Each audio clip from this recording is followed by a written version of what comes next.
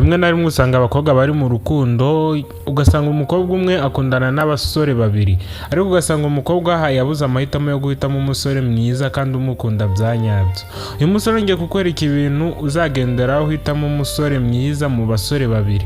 Usanga umusore umwe afite imico yihariye, undi ugasanga afite imico yihariye, ugasanga hari ibyo umwe akunda, ugasanga undi nawe hari ibyo akunda, ariko ugasanga nyine biratandukanye. Ariko nawe ngiye kukwereka uburyo kuzajonjoramo uzakubera umugabo kandi mu kubakana urugo rugakomera, bitewe n'ibyo ukunda cyangwa se bitewe n'ibyo wanga wowe ugahitamo.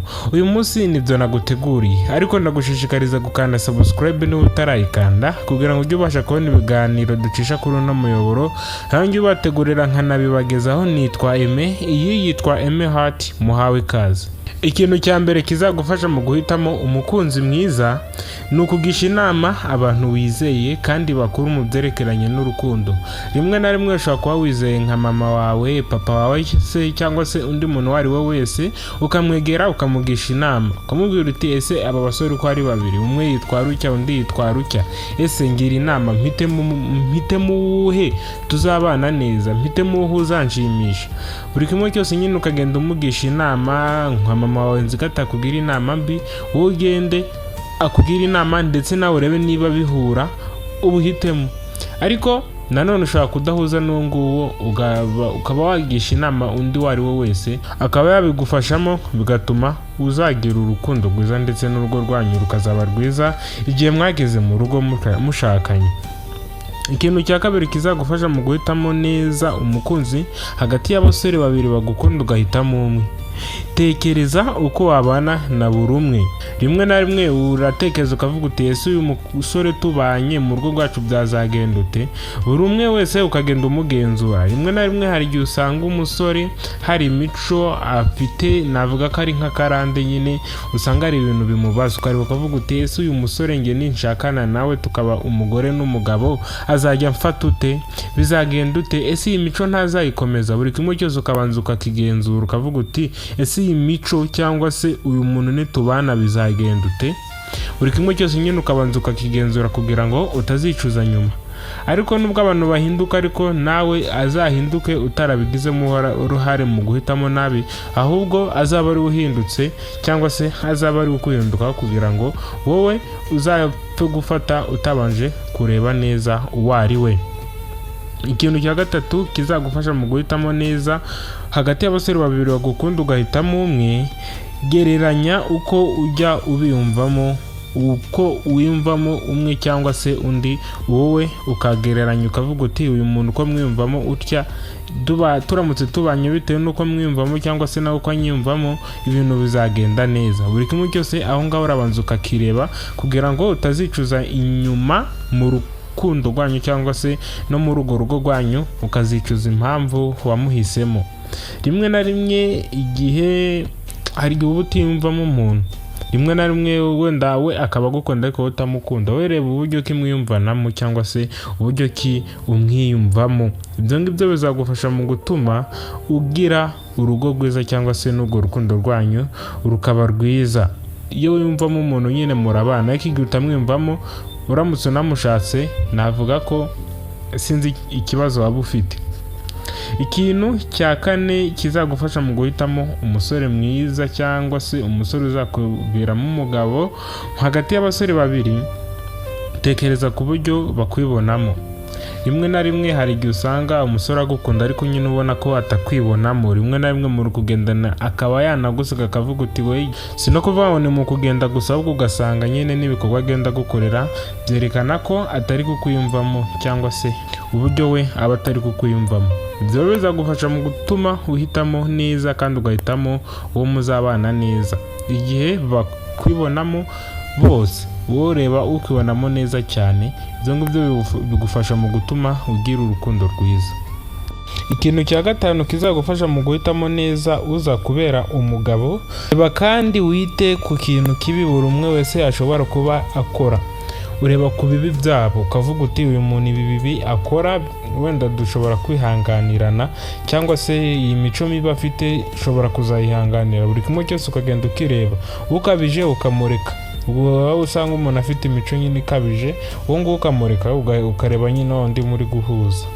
buri kimwe cyose nyine wowe urabanza ukakigenzura kugira ngo uzabashe gusangana n'umusore waramumenye neza kandi uzi uburyo ki uzamwitwaraho. Ayo makosa agenda akora cyangwa se ayo mafuta akora ukabanza ukamenya uburyo ki uzajya uyitwaramo cyangwa se uburyo ko uzajya umwitwaraho igihe yaguye muri ayo makosa. Ibyo ngibyo bigufasha mu kubaka urukundo rwanyu ndetse n'urugo, aho ujya mu rugo uzi ko urugo atari imikino. Urugo ntago ari nko mu kibuga wenda ngo baraguhana bigenda utyo, ahubwo ho urugo navuga ko ari ukwihangana. Ibintu byose bikorerwa ku kwihangana. Umuntu akugiriye nabi mu rukundo cyangwa se mu rugo urangwa no kwihangana.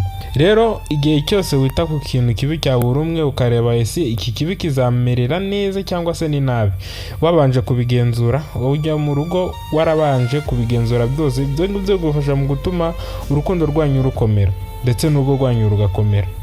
Ikintu cya gatandatu uzakora cyangwa se kizagufasha mu guhitamo umukunzi wa nyawe hagati y'abasore babiri, wowe uri umukobwa umwe, ita ku byiza bya buri wese.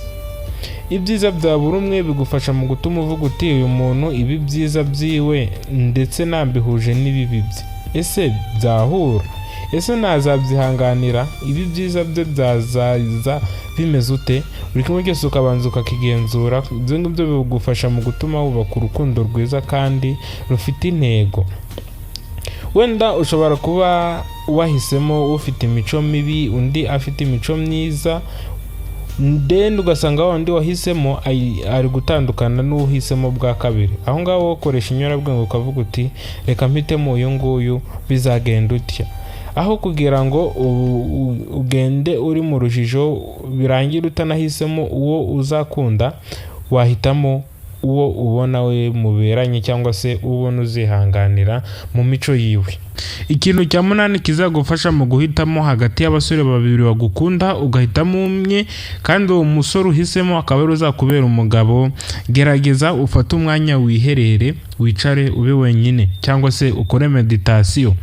Ibyo ngibyo bigufasha mu gutuma witekereza ukareba ukavuga uti ese uyu musore nge nawe turamutse dushakanye byagenda ute?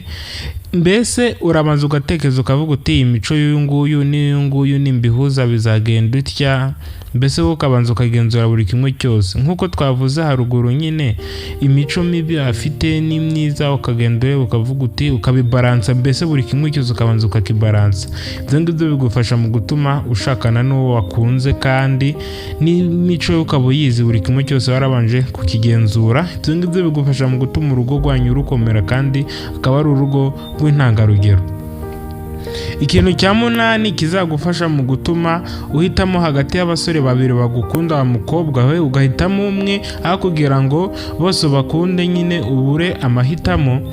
Gerageza ugereranye imico ya buri umwe, urebe ese iyi mico myiza cyangwa se iyi mico mibi yiwe nimbihuza bizagenda ute?